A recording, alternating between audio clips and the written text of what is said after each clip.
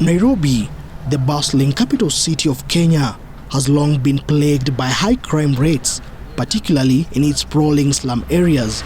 For years, residents of these impoverished neighborhoods have lived in fear of violence and theft, with few effective measures put in place to stem the problem.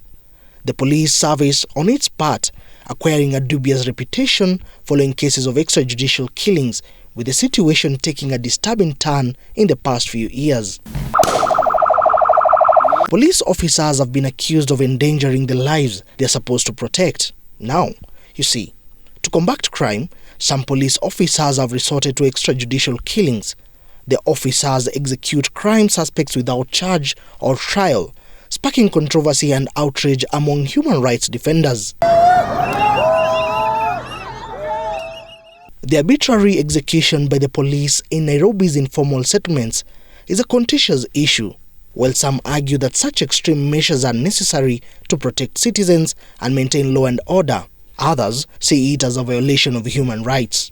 Na hawaui kijana mmoja, na wao vijana watatu, wanne, wakisemaga hao wanafanya uhalifu. Lakini ukiangalia undani, kuna ushirikiano wao kwa huo uhalifu ambao ni wa kuiba simu, kuuza drugs, lakini unakuta pia polisi wenyewe wako ndani kwa sababu vijana wanawajua vizuri kabisa kwa majina, lakini hawatumii vyombo vya sheria kuwapeleka kotini. In response to these concerns, the Kenyan government promised to investigate cases of police brutality and hold officers accountable for any wrongdoing.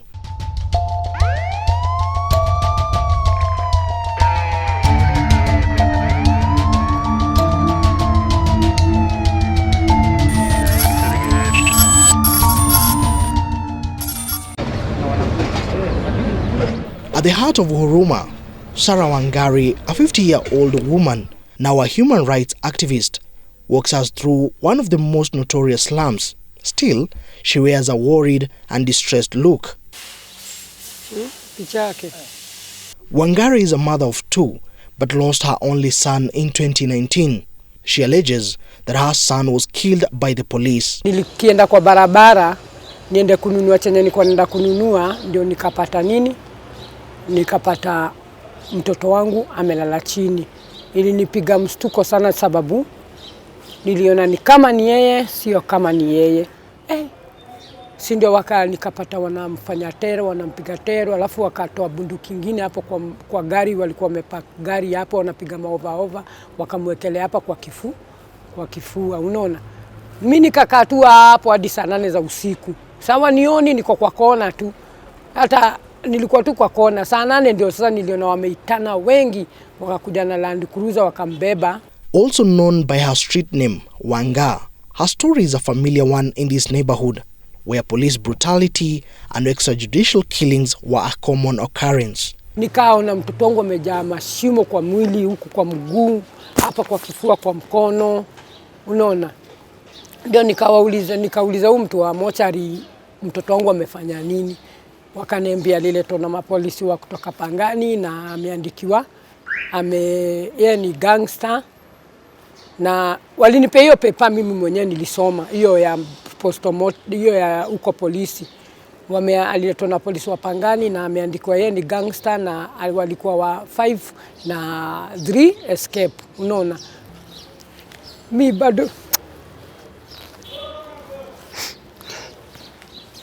bado nilirudi ndani. Nikamwambia sijaridhika, waache tu nimuone tena mara ya pili. Nikarudi tena, wakanitolea, nikamuona mara ya pili, nikatoka. Mimi nilikaa nimechanganyika, nilikuwa nenda mochari daily peke yangu, daily. Sarah's pursuit of justice has been a difficult journey. She has been fighting for over 2 years to uncover the truth about her son's death, which has been futile. Resolving to become an activist against police brutality, now working as a social volunteer at the Mathare Social Justice Center. Sasa nikiamka tu asubuhi mutaka tu nishinda tu hapa. Sarah's story is just one of the many in this neighborhood. A few yards away, we are directed to a 65-year-old Mary Wairimo. 3 of her children have since died, but the death of one of her children still lingers in her mind. Similar to Sarah's experience, Mary alleges that her son Martin Mwangi was killed by men in uniform. Hiyo mwili vile nilifunguliwa, hakukuwa kama ni mtoto wangu. Lakini kutolewa nguo, mimi nilimkuta na risasi 3. Hapo nikajua risasi 3 si nikuuliwa na serikali. According to Mary, her son, who was left behind 2 children, was a taxi operator who operated within Nairobi's Central Business District, and it's only after a search within different morgues following his disappearance that he found his body at the city mortuary with 3 bullet wounds. Pain, anguish, and a bitter voice of these 2 mothers.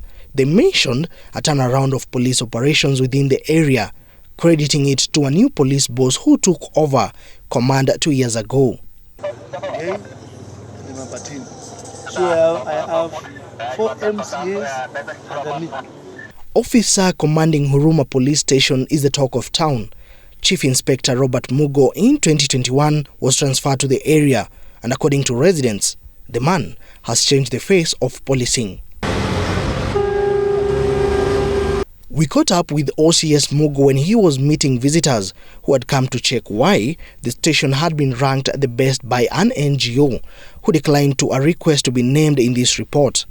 Mugo explained that his approach to policing involves counseling youth and building relationships with the community. You know, in the service delivery, you don't wait for things to come tomorrow. If you are able to use this one, which God has given you freely, this one, mouth, then it is okay, use it.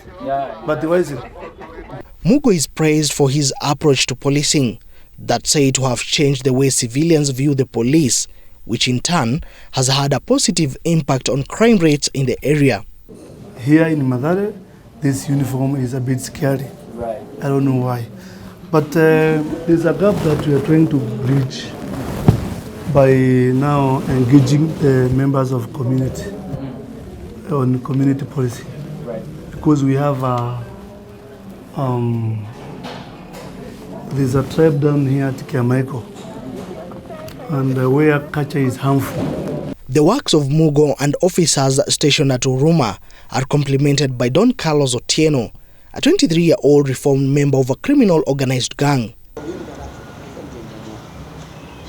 Granting us an interview, Otieno revealed they wielded crude weapons and stole and snatched phones from innocent city residents. For the youthful Otieno, his criminal life started in high school and will skip classes, go out to steal from people.